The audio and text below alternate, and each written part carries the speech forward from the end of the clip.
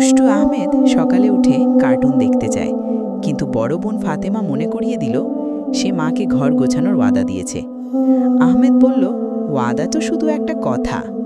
ফাতেমা বলল, না, ওয়াদা না ভাঙলে আল্লাহ খুশি হন, আর ভাঙলে তিনি নারাজ হন। আল্লাহ নারাজ হবেন শুনে আহমেদ ভয় পেল এবং ঘর গোছাতে শুরু করলো। ঘর গোছানোর সময় সে মনে করল মা তাকে চকলেট দেওয়ার ওয়াদা করেছিলেন। মা হেসে বললেন, আমি ওয়াদা রেখেছি, কারণ মুমিনের গুণ হলো ওয়াদা রক্ষা করা। আহমেদ খুশি। বাবা তাকে কোলে বসিয়ে বোঝালেন, ওয়াদা শুধু চকলেটের জন্য নয়। বাবা বললেন, তুমি ওয়াদা ভাঙলে বন্ধু আর তোমাকে বিশ্বাস করবে না। ওয়াদা হলো আমাদের সততার প্রমাণ। কথাটি আহমেদের মনে গেঁথে গেল। সে সুন্দরভাবে খেলনা গুছাতে শুরু করলো। ফাতেমা তাকে বাহাবা দিল। আহমেদ বুঝতে পারল ওয়াদা রক্ষা করা আল্লাহ ও মানুষকে খুশি করে। ওয়াদা রক্ষা করা হলো একটি মহান ইসলামিক শিক্ষা।